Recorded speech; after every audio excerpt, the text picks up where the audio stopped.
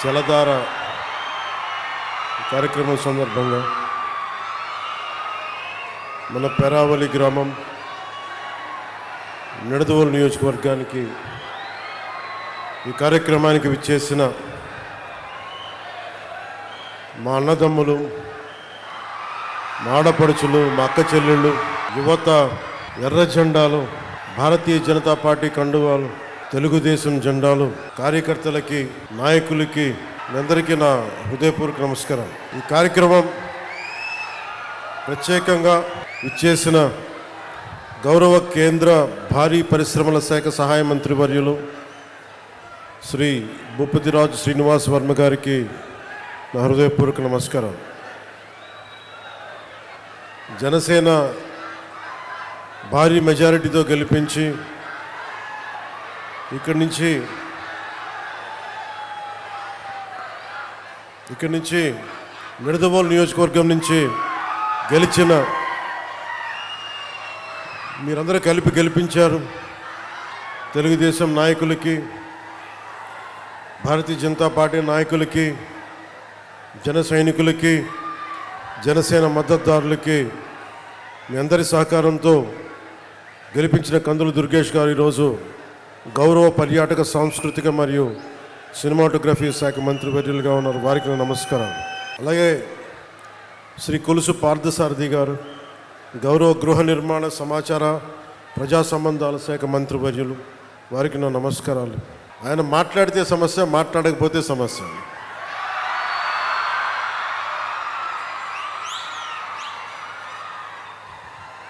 ఒకసారి మాట విరిచినట్టు ఉంటుంది, ఇంకోసారి ధైర్యం ఇచ్చినట్టు ఉండదు, ఒకసారి అనవసరమేమో అనిపిస్తాయి, ఒకసారి అవసరమేమో అనిపిస్తాయి. 6 అడుగుల బుల్లెట్ నన్ను కాదు, 6 అడుగుల బుల్లెట్ అంటే మన రఘురామకృష్ణరాజు గారు ఉపసభాపతి, వారికి నా హృదయపూర్వక నమస్కారం. ఆయన సభలో ఉంటే సరదాగా ఉంటుంది, సో వారికి నా నమస్కారం. అలాగే జిల్లా పరిషత్ చైర్పర్సన్ పశ్చిమ గోదావరి జిల్లా శ్రీమతి గంట పద్మశ్రీ గారికి, పంచాయతీరాజ్, గ్రామీణాభివృద్ధి, గ్రామీణ నీటి సరఫరా శాఖ ముఖ్య కార్యదర్శి శ్రీ శశిభూషణ్ కుమార్ గారికి, కమిషనర్ పంచాయతీరాజ్, గ్రామీణాభివృద్ధి శ్రీ విఆర్ తేజ కృష్ణమైలవరపు గారికి, ఇన్ఛార్జ్ కలెక్టర్ మరియు జిల్లా మ్యాజిస్ట్రేట్ శ్రీ మేఘా స్వరూప్ గారికి, శ్రీ కలెక్టర్ మరియు జిల్లా మేజిస్ట్రేట్ పశ్చిమ గోదావరి జిల్లా శ్రీమతి నాగరాణి గారికి, కలెక్టర్ మరియు మేజిస్ట్రేట్ కాకినాడ జిల్లా శ్రీ సగిలి షణ్మోహన్ గారికి, కలెక్టర్ మరియు జిల్లా మ్యాజిస్ట్రేట్ బిఆర్ అంబేద్కర్ కోనసీమ జిల్లా మహేష్ కుమార్ గారికి, కలెక్టర్ మరియు జిల్లా మ్యాజిస్ట్రేట్ ఏలూరు జిల్లా శ్రీమతి కె వెట్రి సిల్వి గారికి నా హృదయపూర్వక నమస్కారం. వేదిక పైన ఆసీనులైన బొడ్డు వెంకటరమణ చౌదరి గారికి,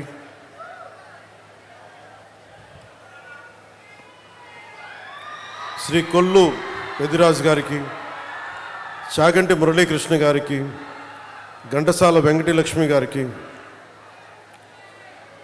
ఐతాబత్తుల ఆనందరావు గారికి, దేవి వరప్రసాద్ గారికి, గిడ్డి సత్యనారాయణ గారికి, బండారు సత్యానందరావు గారికి, వేగుళ్ళ జోగేశ్వరరావు గారికి, నల్లమిల్ల రామకృష్ణారెడ్డి గారికి, బత్తుల రామకృష్ణ గారికి, జ్యోతుల నెహ్రూ గారికి, ముప్పిడి వెంకటేశ్వరరావు గారికి, పచ్చమట్ల ధర్మరాజు గారికి, చెర్రి బాలరాజు గారికి, పంతం వెంకటేశ్వరరావు గారికి, బూరుగుపల్లి శేషారావు గారికి, కొత్తపల్లి సుబ్బారాయుడు గారికి, కళ్యాణం శివశ్రీనివాస్ గారికి, తుమ్మల బాబు గారికి, హరిప్రసాద్ గారికి, బొమ్మిడి నాయకర్ గారికి, బోలిశెట్టి శ్రీను గారికి, అదే మనం బాహుబలి అంటాం కదా, ఆ బోలిశెట్టి శ్రీను,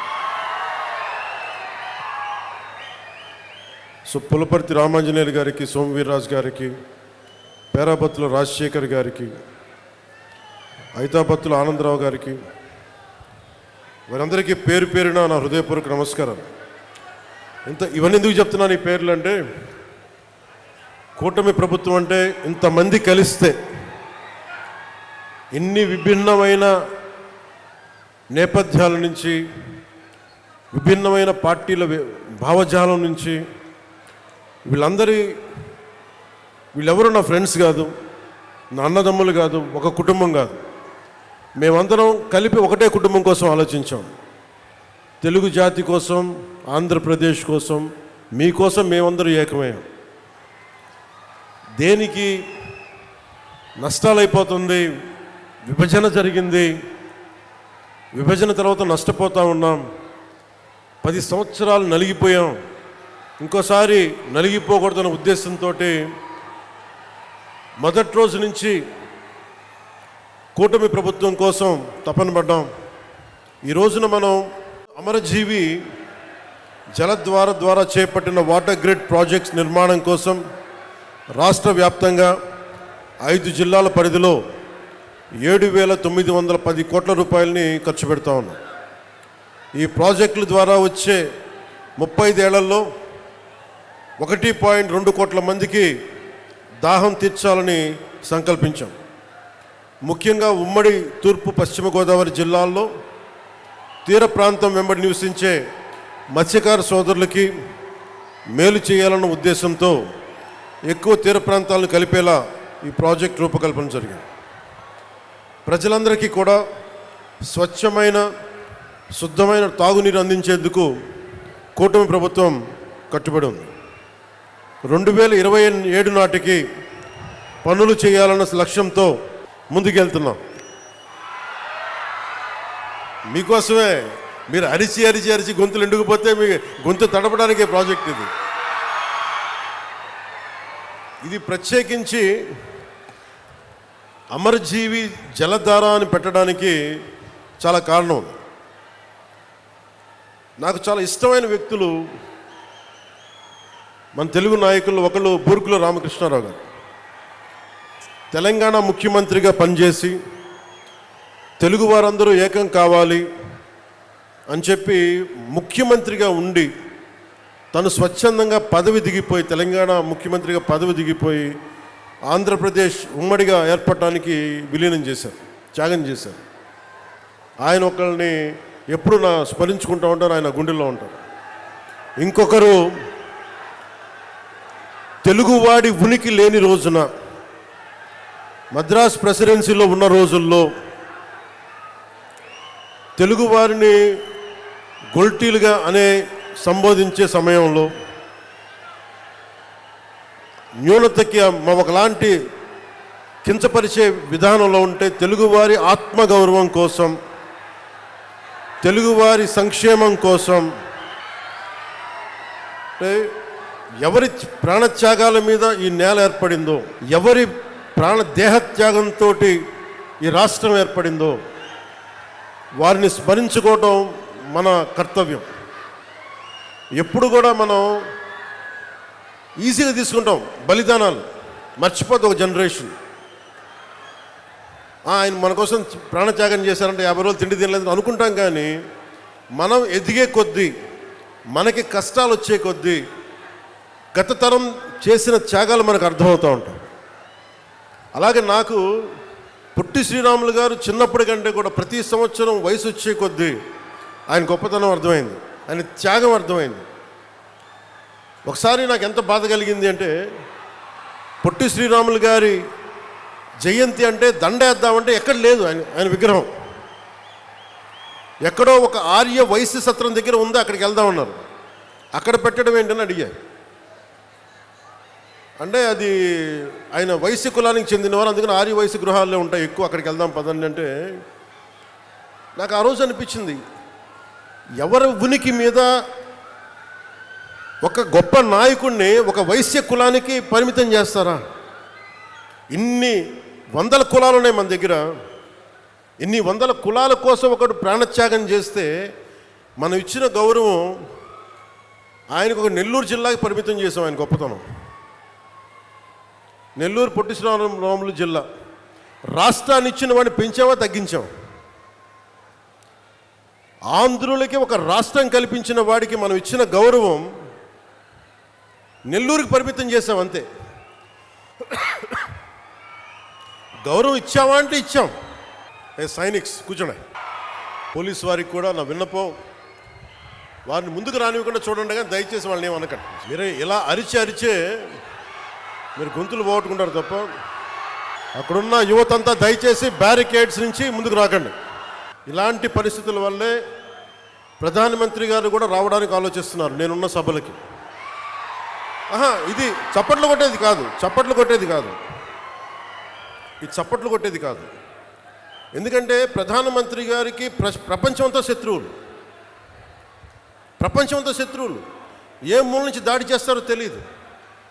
అలాంటిది స్పెషల్ ప్రొటెక్షన్ గ్రూప్ ప్రధానమంత్రి గారిది వాళ్ళు ఇచ్చే నాకు కన్సర్న్ తెలియజేస్తూ ఉంటారు. మీరు ముందుకు వచ్చేస్తారు, దాచుకొని వచ్చేస్తారు, మాకు ఇబ్బంది అయిపోతుంది, పొలిటికల్ లీడర్స్గా మీరు కొంచెం మీ వాళ్ళకి బాధ్యతగా చెప్పండి అంటారు. అందుకని నేను మిమ్మల్ని అందరూ విన్నవించుకుంటా ఉన్నాను, కొంచెం మీరు నియంత్రణ పాటించాలి. ఉత్సాహం మంచిది, కానీ మీకోసం పనిచేసే నాయకులందరికీ కూడా టార్గెటెడ్, గుర్తుపెట్టుకోండి, నాతో సహా. That's why you have to maintain certain security protocols. అది దయచేసి అర్థం చేసుకోండి. ఇందాక నేను చెప్పిన విషయానికి వస్తే, రాష్ట్రం తెలుగువారికి ఒక ఉనికినిచ్చినవాడు పొట్టి శ్రీరాములు గారు. 56 రోజులు ఉపవాసం చేసి చనిపోతే అందరూ కూర్చోబెట్టి ఆయన్ని, చనిపోతే శవం తీయడానికి కూడా మనుషులు లేరు ఆయన పక్కన, 2-3 తప్ప. ఎంత బాధ కలిగిస్తా మాట. మన ఘంటసాల గారు, కీర్తిశేషులు ఘంటసాల గారు వీళ్ళందరూ కూర్చొని ఆయన్ని తీసుకొచ్చి ఇక్కడ ఖననం చేశారు. అలాంటి వ్యక్తికి ఎప్పుడు నా గుండెల్లో ఉంటారు, మనందరూ గుండెల్లో పెట్టుకోవాల్సిన వ్యక్తి. తెలుగు జాతి, తెలుగు ఆత్మగౌరవం అని మాట్లాడటానికి మూలకారకుడు అమరజీవి పొట్టి శ్రీరాములు గారు. దానిని మనం పెద్దల నుంచి పిన్నల దాకా ఇది గుండెల్లో పెట్టుకోవాలి. ఒక్కొక్క నాయకుడికి కులం అంటగడితే మనం కులాల సమూహంలా ఉంటాం తప్ప భారతీయులకైతే మనం ఎప్పటికీ ఉండలేం. అంబేద్కర్ గారికి కులం అంటగట్టలేం. కొంతమంది ఎక్కువ ప్రేమించవచ్చు, అది వేరే విషయం. అంబేద్కర్ గారు అందరి కోసం ఆలోచించిన వ్యక్తి. మహాత్మా గాంధీ అందరి కోసం ఆలోచించిన వ్యక్తి. ఒక అమరజీవి పొట్టి శ్రీరాములు అందరి కోసం ఆలోచించిన వ్యక్తి. మనం అలా ఆ దృష్టికోణం నుంచి చూడాలి తప్ప వీళ్ళకి కులాలు ఎవరికి ఉండవు, ఎవరికి. అది మీ జనరేషన్. నేను బాధ్యత తీసుకున్నా. నాకు ఎప్పుడో చిన్నప్పుడు ఉన్న ఒక కంబాల కృష్ణమూర్తి గారు, మా నాన్నగారి స్నేహితులైన కంబాల కృష్ణమూర్తి గారు, ఆయన రాసిన పుస్తకం అమృత వాక్కుల్లో ఒక 4 లైన్లు కథ డొక్కా సీతమ్మ గారిది చదివితే, ఏ 6వ క్లాస్లోనో 7వ క్లాస్లోనో అది మనసులో ఉండిపోయి, డొక్కా సీతమ్మ మధ్యాహ్న భోజన పథకం పెడతాం అని ఒక మాట మేము కూటమి సమయంలో అంటే, అది ఆల్రెడీ మనకి తెలుగుదేశం చంద్రబాబు గారు దానికి మేము ఆల్రెడీ పేరు పెట్టాం కాబట్టి మరి దేనికి పెడతామంటే, మధ్యాహ్నం చిన్నపిల్లలకి గుర్తుండిపోయేలా పిల్లలకి మధ్యాహ్న భోజన పథకం, ఉచిత మధ్యాహ్న భోజన పథకం కింద డొక్కా సీతమ్మ పేరు పెడితే నాకు చాలా చాలా ఆనందం కలిగింది. ఆవిడ కులం చూడలేదు. ఎవరికి ఆకలితో అమ్మ నాకు అన్నం పెట్టు అంటే డొక్కా సీతమ్మ అంటే వచ్చి అన్నం పెట్టేది. అంటే ఈ స్ఫూర్తిని వచ్చే తరాలకి మనం ఒకసారి గుర్తు చేసుకోవాల్సిన అవసరం చాలా చాలా ఉంది. అందుకని ఆయన గౌరవార్థం అమరజీవి ఈ జలధార కార్యక్రమానికి ఎవరి పేరు పెట్టాలి, ఏం పేరు పెట్టాలి చాలాసార్లు ఆలోచించిన తర్వాత ఆ మహానుభావుడికి మించిన పేరు ఏది రాలేదు. మనస్ఫూర్తిగా వారికి శతకోటి నమస్కారాలు, శతకోటి దండాలు తెలియజేస్తాను. ఆ మహానుభావుడు చనిపోయాను, పంచభూతాల్లో కలిసిపోయారు, కానీ ఆయన ఆత్మ శక్తి ఇక్కడే తిరుగుతూ ఉంటుంది. ఎందుకంటే మనం మంచి వాళ్ళని పెంపొందించుకుంటే తప్ప సమాజానికి మంచి చేయలేం. మీరు ఎవరిని ఆరాధిస్తారో మీరు వాళ్ళలా తయారవుతారు. నేను పొట్టి శ్రీరాములను ఆరాధించాను, ఒక బూర్గుల రామకృష్ణారావుని ఆరాధించాను, ఒక చంద్రశేఖర్ ఆజాద్ని ఆరాధించాను. నేను క్రిమినల్స్ని ఆరాధించలా, దోపిడీ చేసేవాళ్ళని, దగా చేసేవాళ్ళని నేను ఆరాధించలా, హక్కుల కోసం పోరాడే వాళ్ళని ఆరాధించాను. దానివల్లే నేను తగ్గి 10 సంవత్సరాలు పార్టీ పెట్టి నేను తగ్గి,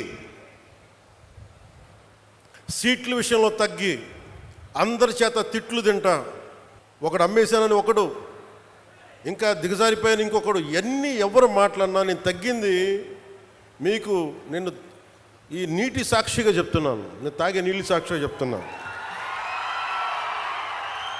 అమరజీవి జలధార సాక్షిగా చెప్తున్నాను. రాష్ట్రానికి మంచి జరగాలి, మీకు మంచి జరగాలని నాకు స్వార్థమే లేదు. నాకు జీవితకాలం వాటర్ బాటిల్స్ కొనుక్కొని పెట్టుకోవచ్చు. నేను ఎప్పుడు జీవితంలో కలగనలా వాటర్ బాటిల్ కొనుక్కొని నీళ్లు తాగాల్సి వస్తుంది పెరిగేటప్పుడు. దట్టు ముఖ్యంగా మరి గోదావరి జిల్లాలో గోదావరి తీర ప్రాంతం పారే కాలం ఇది, నేల ఇది. ఇక్కడ కూడా నీళ్ళ కరువు వస్తుంటే నేను ఎప్పుడు కళ్ళలో కూడా ఎవరు ఊహించున్నాం. ఒకసారి మీ ఇంట్లో మీ పెద్దల్ని, మీ తాతల్ని, మీ అమ్మల్ని అడగండి, మీ నాన్నగారిని అడగండి, వాళ్ళు చెప్తారు ఎప్పుడు ఊహించున్నాం. 2018లో నేను భీమవరం వెళ్ళి 2000 వరుసగా తిరుగుతున్నప్పుడు భీమవరంకి వెళ్తే మన నాయకర్ గారే ఉన్నారు. వెళ్ళి ఆయన ఎక్కడో కూర్చోబెడితే నీళ్ళు ఇస్తే పసుపు పచ్చకున్నాయి బాత్రూంలో, అవి వడకట్టుకొని తాగాలంట. నా తల తిరిగిపోయింది. నాకు ఏమైపోయినాయి అంటే భూగర్భ జలాలు కలుషితం అయిపోయినాయి. ఒకవైపు నిండు నది గోదావరమ్మ పారడం ఏంటి, ఆర్థర్ కాటన్ కట్టిన బ్రిడ్జిలు ఉండి అన్నీ ఉండి ఈ ఆక్వా పొల్యూషన్కి మొత్తం భూగర్భ జలాలు కలుషితం అయిపోయినాయి అంటే నవ్వాలా ఏడవాలా నాకు అర్థం కాల. అదే మీరు చూడండి, ఈ రోజున దాదాపు 7,900 తోటి మనం ఈ ప్రారంభిస్తున్నది. నిజంగా మనకి నీళ్లు కలుషితం కాకుండా ఉండుంటే ఎన్నిటికి ఉపయోగించేవాళ్ళో మీకు తెలియదు. మీ పిల్లల భవిష్యత్తుకి, మీ కాలేజీలకి, మీకు ఏదైనా స్కిల్ డెవలప్మెంట్. కానీ నీళ్లు కలుషితం అయిపోయి in the name of development, in the name of commerce ఉన్న ప్రకృతి వనరులను చంపేసుకొని మనం ఈ రోజున వీడి ఖర్చు పెడుతుంటే చాలా బరువు హృదయంతో చెప్తున్నాను, చాలా బాధేస్తుంది. నా కోసం కాదు, మనందరి కోసం. బిడ్డలకి కనీసం ఈరోజు ఢిల్లీలో చూస్తే పొల్యూషన్ వచ్చేసింది. ఒకసారి ఢిల్లీ గాలి పీల్చుకుంటే 20 సిగరెట్లు తాగినంత పొల్యూషన్ మనకి గుండెల్లోకి వెళ్ళిపోద్ది, ఊపిరితిత్తుల్లోకి. నీళ్లు ఇట్లా కలుషితం అయిపోయినాయి. సో అందుకనే నేను జనసేనలో కీలకమైంది పర్యావరణాన్ని పరిరక్షించే అభివృద్ధి ప్రస్థానం ఉండాలని అందుకని ప్రతిపాదించింది నేను.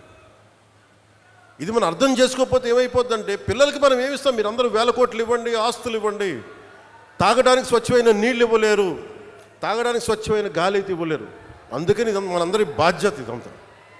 సో దాన్ని ప్రధానమంత్రి గారు ఈ రోజున మనకి ఇంత 1000 కోట్లు వచ్చినాయి అంటే ముందుగా మనం కృతజ్ఞత చెప్పుకోవాల్సింది ఒకే ఒక వ్యక్తి, గౌరవ ప్రధాని శ్రీ నరేంద్ర మోదీ గారు.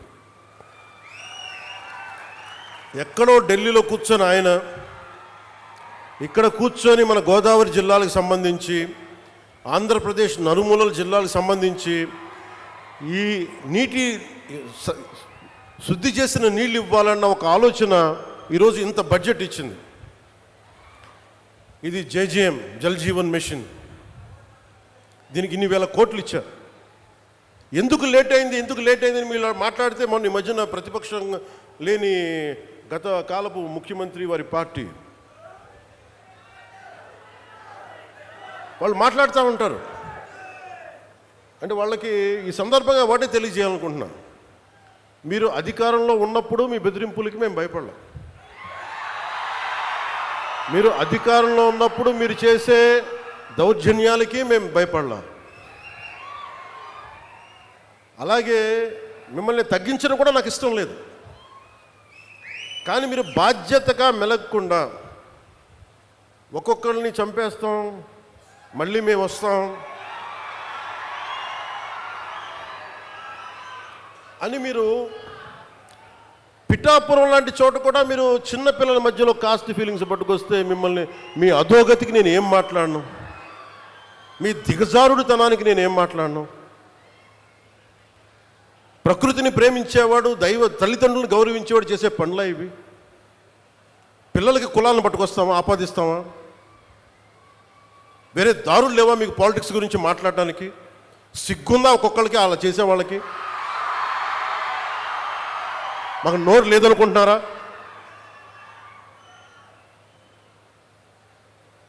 కూర్చొని మీరు కాంట్రాక్ట్లు వేస్తే కాంట్రాక్ట్లు వేసిన వాళ్ళందరినీ మేము బెదిరించేస్తాం, జైల్లో పెడతామంటే ఏమనుకుంటున్నారా మీరంతా? మేమేం మాటలా గుర్తుపెట్టుకోండి. అలా బెదిరించే సమూహం ఎవరైనా సరే, అలా బెదిరించే సమూహం ఎవరైనా సరే, మిగతా వారి గురించి నాకు తెలియదు. పవన్ కళ్యాణ్కి అధికారం ఉన్నా అధికారం లేకపోయినా పవన్ కళ్యాణ్ ఎప్పుడు పవన్ కళ్యాణ్ లాగే ఉంటాడు, భయపడ్డాం. చాలా ఇంట్లోంచి బయటకు వచ్చేటప్పుడు తిరిగి వెళ్తాం లేదు అని డిసైడ్ అయ్యే వస్తాం. అందువల్ల మీ ఆకు రౌడీలు కానీ, అలాగే చెప్తున్నా, ఏదైనా మాట్లాడితే అధికారులు కూడా భయపడుతున్నారు. ఎందుకు భయపడుతున్నారంటే చెవుల్లో చెప్తారు, అదే సార్ వాళ్ళ వెనక చాలామంది రౌడీలు ఉంటారండి, కిరాయి హంతకులు ఉంటారంటే, మీకు కరెక్ట్గా యోగి ఆదిత్యనాథ్ లాంటి ట్రీట్మెంట్ కనుక ఒక్కొక్కడికి ఇస్తే,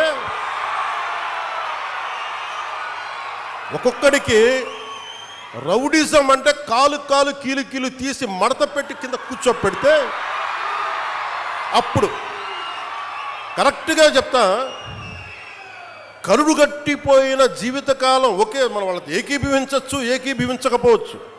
నక్సలైట్స్ తోటి, వామపక్ష తీవ్రవాదులతో మనం ఏకీభవించవచ్చు, ఏకీభవించకపోవచ్చు. అలాంటి బలమైన ఆర్గనైజేషన్నే కకావికలం అయిపోయిన పరిస్థితుల్లో ఉంటే ప్రభుత్వం తలుచుకుంటే, అలాంటిది ఇన్ని లక్షల మంది పోలీసు ఉండి, ఇన్ని వందల మంది ఐపీఎస్లు ఉండి, 1000-2000 ఉన్న డిఎస్పీలు ఉండి, అలాంటి కిరాయి గ్యాంగుల్ని మెయింటైన్ చేసే వ్యక్తుల మీద 2 రోజులు 48 గంటలు మీ చుట్టుపక్కల ఎవరున్నారు, వాడి పేరేంటి అన్ని కనుక్కొని ఒక పొలిటికల్ నిర్ణయం తీసుకుంటే ఇక మళ్ళీ ఎప్పుడు ఇలాంటి మాటలు రారు. మీరు అక్కడి దాకా తీసుకెళ్ళకండి. మీరు ఇదే చెప్తున్నాను ఇంకొకసారి, సామాజిక మాధ్యమాల్లో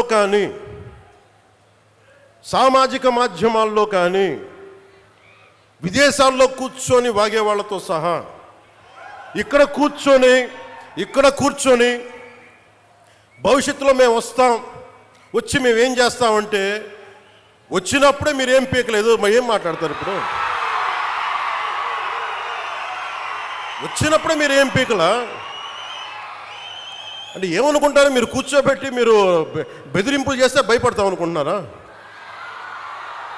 దానికి మేము ఒక్కడు చిన్నప్పటి నుంచి కూర్చొని అమరజీవిని గుండెల్లో పెట్టుకున్నాడంటే వాడికి ఎంత పిచ్చి ఉంటుంది?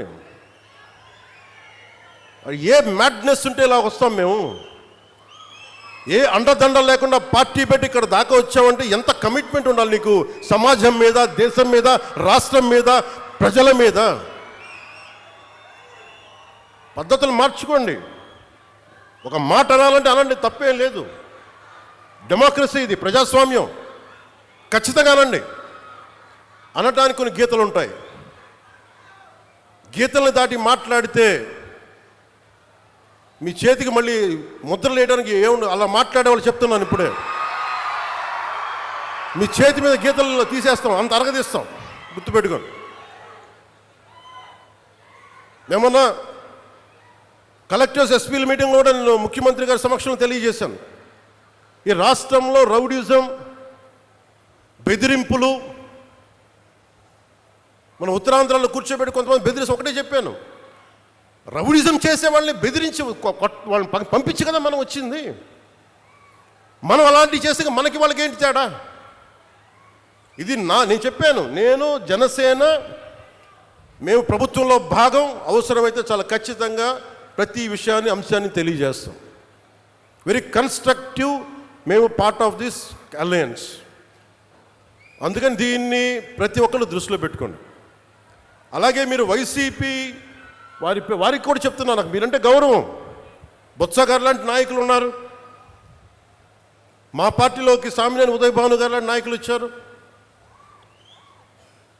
శ్రీనివాసులు గారు లాంటి నాయకులు వచ్చారు ఒంగోలు నుంచి, బాలినేని శ్రీనివాసులు లాంటి గారు. అప్పుడు వాళ్ళు బ్యాలెన్స్డ్గా ఉన్నారు, ఇప్పుడు బ్యాలెన్స్డ్గా ఉన్నారు. కానీ మీరు కూర్చొని పాత పద్ధతిలోనే మళ్ళీ మేము ఇష్టారాజ్యానంగా చెడతామంటే నేను విసిగిపోయానబ్బా. ఒక జీవితం రోడ్డు మీద వెళ్తుంటే ఒక యాక్సిడెంట్ అయితే పోతాం, మన ముక్కు పచ్చలారని పిల్లలు చచ్చిపోయారు రోడ్డు మీద వెళ్తుంటే. ప్రాణానికి ఎక్కడ గ్యారంటీ ఉంది? అలాంటిది ఒక ఆశయం కోసం నా ప్రాణం పోతే నాకు ఓకే, కానీ పోయే ముందు చాలామంది తాట తీసేస్తానని చెప్తున్నాను, గుర్తుపెట్టుకోండి. ఒళ్ళుపై తెలియకుండా, బాధ్యత లేకుండా, అడ్డగోలుగా మేము చేసేస్తాం ఏదైనా, మొత్తం తీసి రోమం తీసి కింద కూర్చోబెడతాం, గుర్తుపెట్టుకోండి. మిమ్మల్ని మీ చేత చప్పట్లు కొట్టించుకోవడానికో అరుపులుగా నేను చెప్పట్లేదు, ఇది వేదంతో చెప్తున్నాను. ఇది వేదనతో, బాధతో. ఒక్కళ్ళు మాట్లాడలా, మనకి రాష్ట్ర విభజనప్పుడు ఒక్క ఎంపీ కూడా మాట్లాడలా. రాష్ట్ర విభజన జరిగితే మాకు వచ్చే నష్టం ఏంటి మాట్లాడలా. జరగకూడదు నేను ఒక్కడెళ్ళి కూర్చొని ఎంపీల్లో మాకు ఈ నష్టం వస్తుంది మాట్లాడడానికి భయం, కొడతారో లేదు వ్యాపారాలు పోతాయేమోనని. అంత దరిద్రపు గొట్టు బతుకులు ఎందుకు మనకి? ధైర్యం లేని సమాజం ఎందుకు? ధైర్యం లేని నాయకులు ఎందుకు? సిగ్గుండాలి కదా మనకి. అరే ఒకడు కూర్చోబెట్టి 56 రోజులు మొత్తం కడుపు కాలి ఏడుస్తాం. అతనికి కడుపు మంటకి భరించలేక బంకబట్టి గుడ్డ కట్టుకొని బట్ట కట్టుకొని కానీ కడుపు నిండా పెట్టుకొని ఏడిస్తే అతని ప్రాణత్యాగం మీద వచ్చింది. అలాంటి రాష్ట్రానికి అన్యాయం జరుగుతుంది, ఒక్కడు మాట్లాడేంటి? నాయకులు చేసిన తప్పులకి ప్రజలను ఎలా శిక్షిస్తారు? ఆ కోపం ఎవరికి ఉండద్దా? మనలో మనం కొట్టేసుకుందామా కులాల కింద? అమరజీవి జలధార వస్తే ఒక కులానికి వస్తాయి ఆ నీళ్లు. ఈ వేదిక పైన అంతా ఒక కులమా? పనిచేసే వాళ్ళంతా ఒక కులమా? ఏం మాట్లాడతారు ఒక్కొక్కడు? కులాల సమూహంతో కూర్చోబెట్టి కొట్టుకుంటాం, కానీ సమిష్టిగా ఇది ఆంధ్రప్రదేశ్, ఇది భారతం, ఇది భారతదేశం అని లేదే ఎవరికి. నాయకులు కూడా కావాలని అదే కోరుకుంటా ఉన్నా. నేను ట్రాన్స్పరెంట్గానే పట్టుకొచ్చాను. 10,000 మందికి ఏకదాటిని ఇచ్చానంటే నా కులపొలను ఇచ్చానా? నేను ముక్కుముఖం తెలియదు నాకు ఒక్కొక్కళ్ళది. నేను ఒకటే చెప్పాను, వెరీ స్ట్రిక్ట్ పాలసీ. నేను 20 మందిని ట్రాన్స్ఫర్ చేయగలను నా పరిధిలో. Very clear cut instruction. ఒక లంచం ఉండకూడదు. వారికి ఇప్పించాం 10,000 మందికి, ఒక 10,000 మంది పైచులకు పైగా అట్ వన్ గో. ఇంతకుముందు అదే దానికి రేట్ కార్డు ఉండేది గత ప్రభుత్వంలో. ఈ కార్డు ఇవ్వాలంటే 30,000, దానికి 5,000, 15,000, పారం 60,000, దానికి ఒక 60 కోట్లు 70 కోట్ల ఆదాయం మళ్ళీ దానికి. అవన్నీ తీసేస్తాను కదా. ఈరోజు రోడ్లు ఎందుకు వేస్తున్నారు? నువ్వు లంచాలు తీసుకొని అధికారుల దగ్గర రోడ్లు ఏమంటే వాళ్ళు ఎందుకు వేస్తారు? అందుకు ఫస్ట్ లంచం అనేది తీసి పక్కన పెట్టాం. మీరు జీతాలు తీసుకున్నారు, మీకు ఏదైనా కష్టం వస్తే నిలబడతాం, మీరు ప్రజల కోసం పనిచేయండి. ఈరోజు ఎందుకు 27 లోపల అవ్వాలి అధికారులకు చాలా స్పష్టంగా ఆదేశిస్తున్నాం. మేము మీకోసం కట్టుబడి ఇది 2 సంవత్సరాల నీటి ప్రాజెక్ట్ పూర్తి అవ్వాలంటే పూర్తి అయ్యే తీరాలి.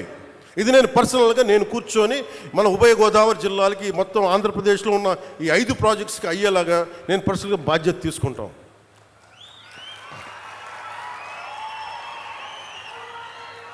మీరు ఊహించుకోండి, నా స్వార్థం వదులుకోకపోతే, నన్ను నేను తగ్గించుకోకపోతే 3,500 కోట్ల రూపాయలతో పల్లి పండుగ 1.0 చేసేవాళ్ళమా? తద్వారా 4,007 కిలోమీటర్ల సిసి రోడ్లు వేయగలిగే వాళ్ళమా? నేనే కనుక నా స్వార్థం కోసం ఆలోచించి తగ్గించకుండా ఉంటే 1,00,000 ఫామ్ పాండ్స్ కట్టేవాళ్ళమా? నేనే కనుక తగ్గకుండా ఉంటే 22,500 మినీ గోకులాలు కట్టేవాళ్ళమా? నేనే కనుక తగ్గకుండా ఉంటే 10,000 ఎకరాలు ఉద్యానవనాలు పంటలు పండేయా? నేనే కనుక తగ్గకుండా ఉంటే 7,000 కోట్లతో 8,000 కిలోమీటర్ల బీటీ మరియు సిసి రోడ్లు వస్తాయా? ఇంకొక 25,000 మినీ గోకులాలు వస్తాయా? 1,00,000 ఎకరాలు ఉద్యానవన పంటలు వస్తాయా? 1,500 అభివృద్ధి పనులు మొదలుపెట్టా విజయవంతంగా ఇది కూడా పూర్తి చేస్తామంటే నేను తగ్గి రాష్ట్రాన్ని పెంచాను, మీకు అందరినీ పెంచుతున్నాను. డోలీ గ్రామాలు పట్టించుకోరు ఎవరు పట్టించుకోరు ఆ డోలీ గ్రామాలని. నేను వెళ్ళాను తాండాల్లోకి. నేను అందరికి యాక్టర్లా కనిపించవచ్చు, సినిమాలో డ్యాన్సులు చేయొచ్చు, నా పని అది, నా వృత్తి అది. కానీ ఎందుకు చేస్తూ ఉంటారే? మన మనిషి కష్టాల్లో ఉంటే ఇదే తాండాలో నేను తిరిగాను. ఇదే తాండాలు చూశాను. ఆదిలాబాద్ గోండు తాండాలు తిరిగాను.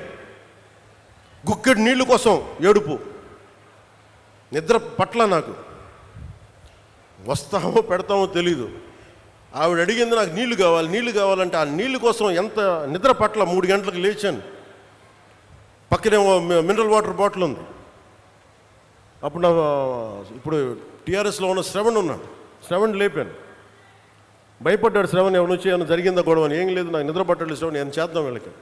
అప్పటికప్పుడు కూర్చోబెట్టి మళ్ళీ తాండాలకి వెళ్ళి వాళ్ళకి ఒక బోరింగ్ వేయించి వాళ్ళకి. ఇది ఎందుకు చెప్తున్నా అంటే మన స్థాయిలో మనం ఎంత చేయగలం అంతే చేద్దాం. ఆ రోజున ఒక చిన్నపాటి కుగ్రామానికి నా సొంత నిధులతో కొంతమంది స్నేహితుల సహకారంతో ఒక బోర్ వేస్తే నీళ్లు తేగలిగాం. ఈ రోజున అదే మదనపడి ఈ రోజున అమరజీవి జలధార ఒక దాదాపు 1 కోటి మందికి పైగా దాహం తీర్చుంది. ఇంటెన్సిటీ ఒకటే, థాట్ ఒకటే, ఇంటెంట్ ఒకటే. ఆ రోజు ఒక చిన్న గ్రామానికి చేసాం, ఈ రోజున కొన్ని ప్రాంతాలకు చేస్తున్నాం. సో దీన్ని బట్టి మీరు అర్థం చేసుకోండి, మనసు మారలేదు ఎప్పుడు. అలాగే ఈ తీసుకున్న కాంట్రాక్టర్స్ ఎవరో కూడా నాకు తెలియదు, వారికి కూడా నా విన్నపం సభాముఖంగా. ప్రధానమంత్రి గారు, జలశక్తి మినిస్టర్ గారు, జలశక్తి మినిస్టర్ ఆర్ఆర్ పాటిల్ గారి ద్వారా వారు కొన్ని విషయాలు తెలియజేశారు. మీ దృష్టి కూడా తీసుకురావాలి. గతంలో ఏం చేశారు వీళ్ళంటే, జల్ జీవన్ మిషన్ డబ్బులో ఎంత డబ్బు ఉండిందంటే, జల్ జీవన్ మిషన్లో హర్ ఘర్ జల్, ప్రతి ఇంటికి రక్షిత మంచినీరు. రక్షిత మంచినీరు ఇవ్వాలంటే ఏం చేయాలి? వీళ్ళు ఏం చేస్తారు? మేము అన్నిటికీ 24 లక్షలు ట్యాప్లు ఇచ్చేసాం. ఇచ్చారు. ఎలా ఇచ్చారు? ప్లాస్టిక్ పైపులు ట్యాపులు కొని వేస్తారు. నీళ్ళు ఇవ్వలేదు వాళ్ళకి.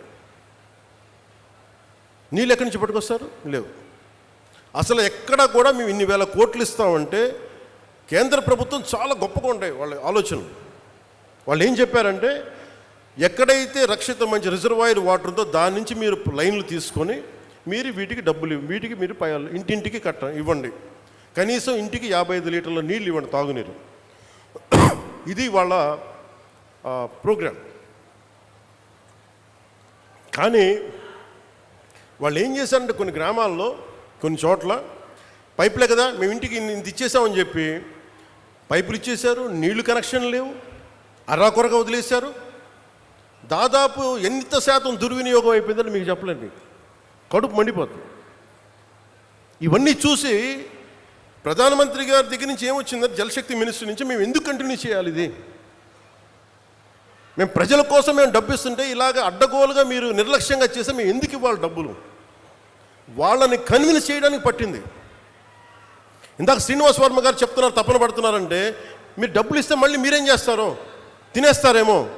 వాళ్ళని కన్విన్స్ చేయడానికి నేను చెయ్యని ప్రయత్నం లేదు. గౌరవ ముఖ్యమంత్రి చంద్రబాబు గారు కానీ చేసిన తర్వాత, అడవి తల్లి బాట తర్వాత, లేదు వీళ్ళు జెన్యూన్గానే చేస్తారు, ఎంత నేను పర్సనల్గా తెలిసినప్పటికీ మీ పెర్ఫార్మెన్స్ ఎలా ఉంటుందో అని నమ్మిన తర్వాత ఈ రోజున ఇన్ని వేల కోట్లు వస్తున్నాయంటే దానికి మీరు నమ్మి గెలిపించారు, మేము నమ్మి మీకోసం పనిచేస్తున్నాం. అదే ఈరోజు కదిలించింది. 1005 కోట్లతోటి 625 గిరిజన గ్రామాలకి 1069 కిలోమీటర్ల శ్రీకారం చుట్టాం. ఇవన్నీ చెప్పిన తర్వాత ఎవరి డ్యూ రికగ్నిషన్ వాళ్ళకి ఇచ్చాం. ప్రధానమంత్రి గారి సహకారం లేకపోతే ఈరోజు మేమేం చేయలేం. అలాగే ఒకవైపు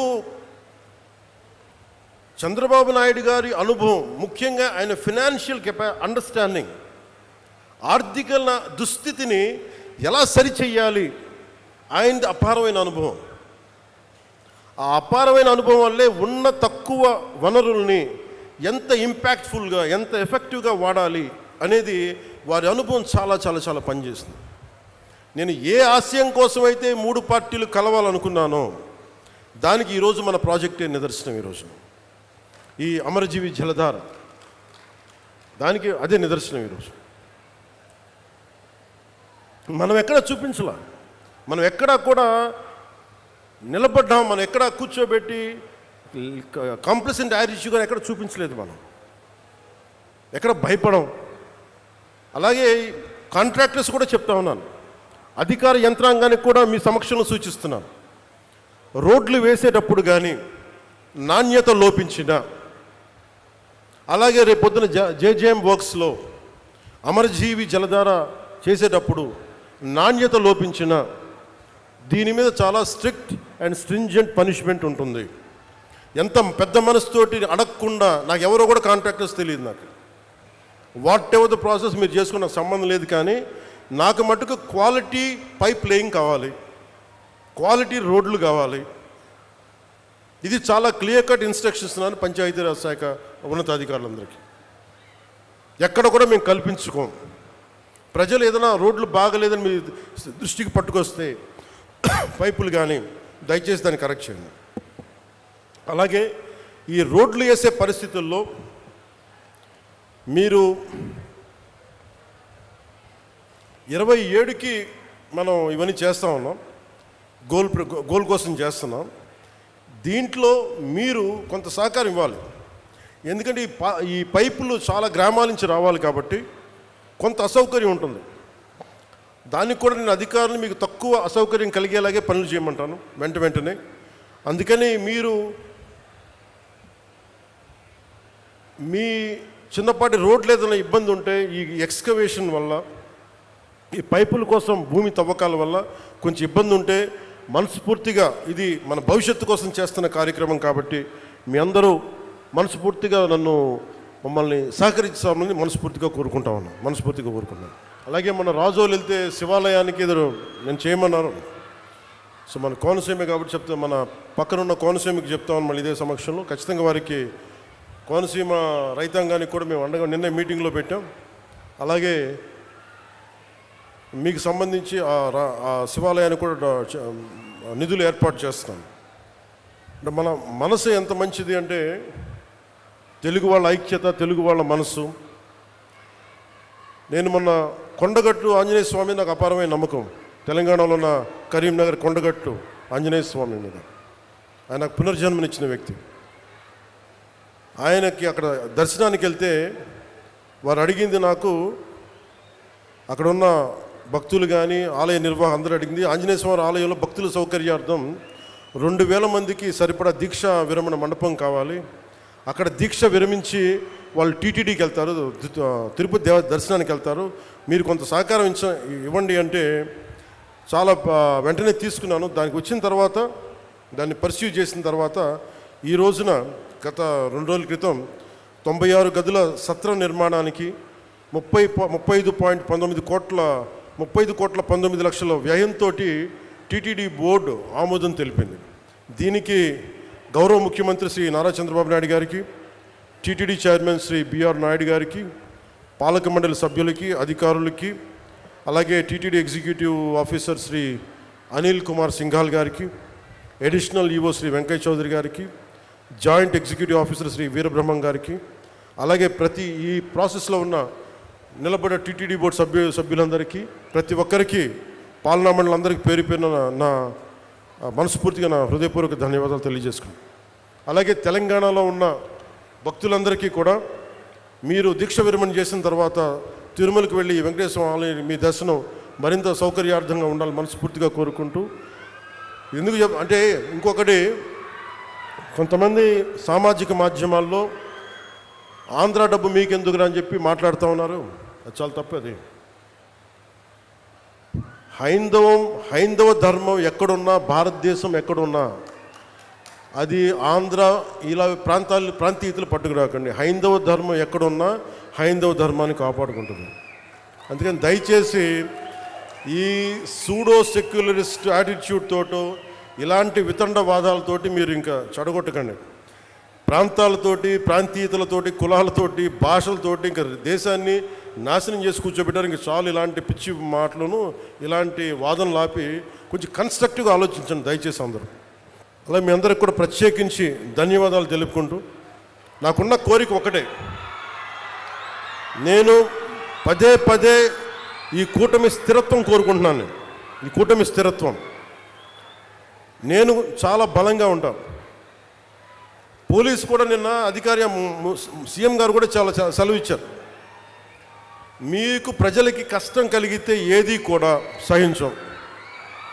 అలాగే మీరు కూడా ముఖ్యంగా యువతకి నిన్న ఎస్పీ కాన్ఫరెన్స్లో లా అండ్ ఆర్డర్ టైంలో మీ గురించి ఒకటి వచ్చింది, ముఖ్యంగా బైకుల యువతకి 60% యాక్సిడెంట్స్, 100% యాక్సిడెంట్లో 60 నుంచి 70% బైక్స్ వల్లే జరుగుతున్నాయని. మీకు తల్లిదండ్రులు బైకులు ఇచ్చింది, మీరు జాగ్రత్తగా వెళ్ళాలండి. దయచేసి నేను మీ అందరికీ గెడ్డం పట్టుకొని మరీ బతులాడుతాను, దయచేసి క్షేమంగా వెళ్ళండి ఇంటికి. పోతే ప్రాణాలు తిరిగిరావు. మీరు బాగుండాలని కదా మేము చేసేది. అందుకని అలాగే మా ఆడపడుచులకి, మా అక్క చెల్లెలకి, యువతులకి మీ గురించి ప్రత్యేకంగా మీకు ఎప్పుడు అండగా ఉంటాం. మీ కాళ్ళ మీద నిలబడగలిగేలా ఎంఎస్ఎంఈ పాక్స్ ఇవన్నీ వస్తూ ఉన్నాయి. మాకు కొంచెం మరింత సమయం ఇచ్చి ఎప్పుడు మాకు తోడ్పాటునివ్వాల్సిందిగా మనస్ఫూర్తిగా కోరుకుంటూ, నిరంతరం మీ సేవలో పవన్ కళ్యాణ్. జై హింద్.